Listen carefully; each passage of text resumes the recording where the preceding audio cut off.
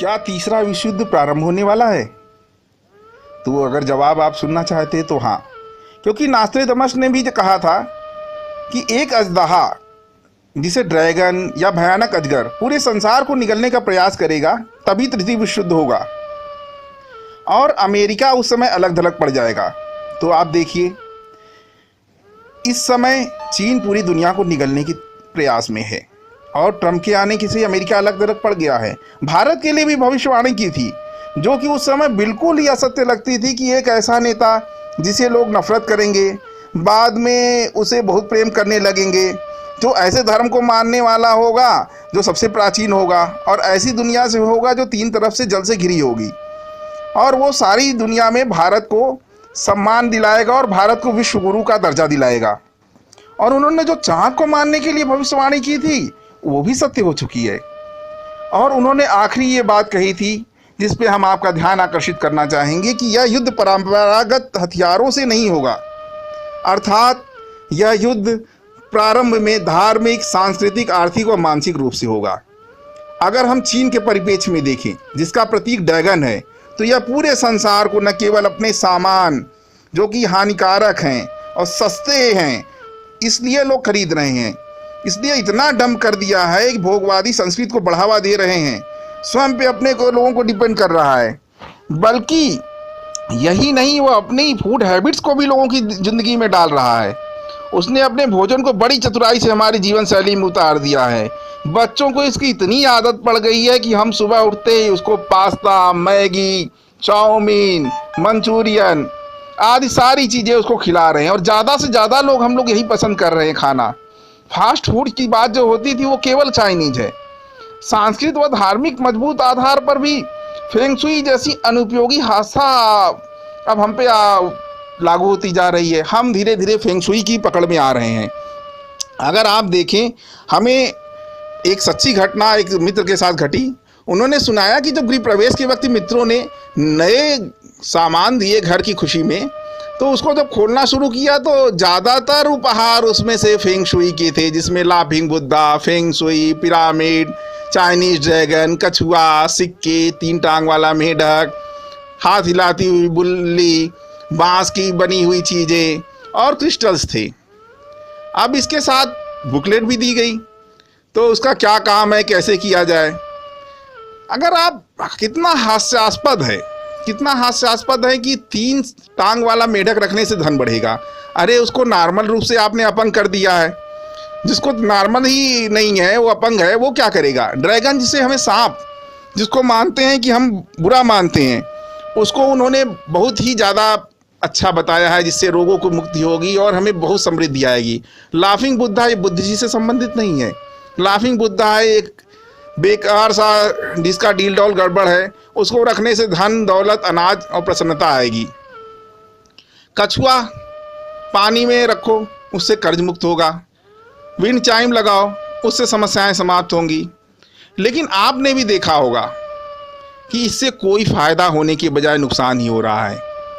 धीरे धीरे आप देखेंगे कि सभी लोगों से एक समय के बाद पूछेंगे कि कोई फायदा नहीं हो रहा है, उल्टा धीरे उसमें नुकसान होना। हम खुद वास्तुशास्त्री होने की वजह से जगह जगह गए और लोगों को देखा, तो देख के लगा कि जो समस्याएं हैं उसकी निगेटिविटी वो लोगों पे हावी होती जा रही है। उसको वहाँ से हटाया गया, चीज़ों को थोड़ा थोड़ा उसके आकार और प्रकार के हिसाब से बदला गया, तो लोगों को फिर वापस मेंटली रिलैक्स होना शुरू हुआ। लेकिन पूरी दुनिया में इन्होंने फेंग शुई का जाल फैला दिया है। इनका मार्केटिंग तंत्र इतना इंटरनेट पर मौजूद है, वेबसाइट, टीवी कार्यक्रम, न्यूज़पेपर, पत्रिका, सभी में मतलब ये फैल चुके हैं।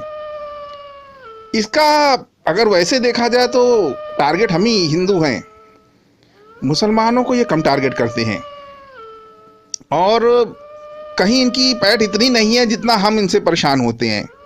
इनका कारोबार भारत में ही 400-500 करोड़ रुपए से अधिक का है और ये धीरे धीरे हमारे सारी देवी देवताओं और उन पे हावी होते जा रहे हैं। आप देखिए, बड़ी मात्रा में हम इसका इस्तेमाल करने लगे हैं। हर घर में आपको फेंग शुई से रिलेटेड चीज़ें मिल जाएंगी। आप फेंग शुई का क्या अर्थ होता है आप जानते हैं? फेंग शुई का अर्थ है कि वायु और जल, अर्थात फेंग शुई का मतलब है जलवायु। सौभाग्य, स्वास्थ्य या मुकदमे से कोई इसका लेना देना नहीं है, जीवन से और कोई लेना देना नहीं है।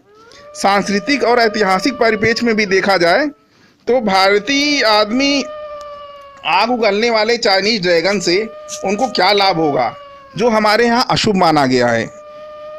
किसी जमाने में बिल्ली को अशुभ मान के रास्ता काट लेते थे, उसी को घर में ले आकर सजा कर रख रहे हैं आप। वो सुअर उनके यहाँ बहुत शुभ मानी जाती है।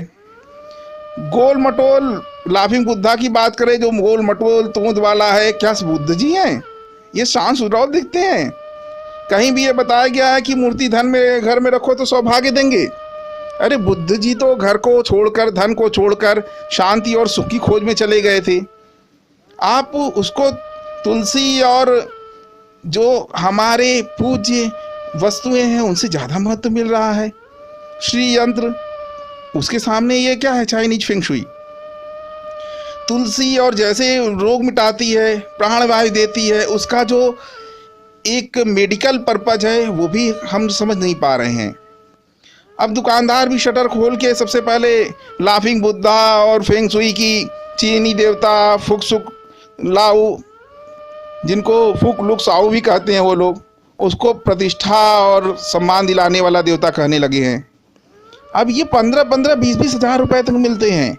और मज़े की बात यह है, लोग घरों में बड़े बड़े तस्वीरें, बड़ी बड़ी इनकी मूर्तियां लगा रहे हैं। और अगर आप उनकी भी लोक कथाओं में देखें तो इसका कोई उल्लेख नहीं है, ये बाद में बनाए गए हैं। ये वैज्ञानिकता के खिलाफ है। कहीं भी इसका कोई प्रोडक्ट काम का नहीं है। अगर इनको आप एनर्जी चेक करने वाली किसी मशीनों से चेक करें तो आपको पता चलेगा कि हमारे यहाँ कितनी निगेटिविटी फैला रहे हैं। और अगर आपको ये विश्वास नहीं है तो आप धीरे धीरे इसको आजमाइए कि ये कितना आपको फ़ायदा पहुंचा रहे हैं। अगर आप लिस्टिंग करना शुरू करेंगे तो इसी तरह की छोटी छोटी चीज़ों से हमको ब्रेन वॉश किया जा रहा है और तमाम तरह के अंधविश्वास फैलाए जा रहे हैं। हमारे देवी देवताओं, हमारी शक्ति वर्धक जो तरह तरह के हमारे यंत्र और वैज्ञानिकता पे आधारित वास्तु था, उसकी जगह ये बेकार फेंग शुई लेती जा रही है। तो मित्रों, अब हमें सचेत होने की ज़रूरत है। इस मूर्खतापूर्ण फेंग शुई की उस दुनिया से बाहर आइए और अपनी वैज्ञानिक पद्धति को अपनाइए और उसको वाकई फिर से चेक कराइए। अगर आप हमारी बात पे कहीं भी संकोच कर रहे हैं तो आप वैज्ञानिक तरीके से उसको देखिए और सोचिए, और लॉजिक से भी सोचिए, तो आपको समझ में आ जाएगा उसकी क्या आधार है। क्या डूबता हुआ जहाज और अंदर आता हुआ पानी का जहाज, जो जल से संबंधित वस्तुएं हैं, वो हमें फायदा देंगी? नहीं मित्रों, कृपया इस छद्म युद्ध से बचिए ताकि तृतीय विश्व युद्ध जो होने वाला है उसमें हम अपने आप को मजबूत रख सके, ना कि अपने शत्रु चाइना को हम मजबूत करें। धन्यवाद। जय हिंद, जय भारत।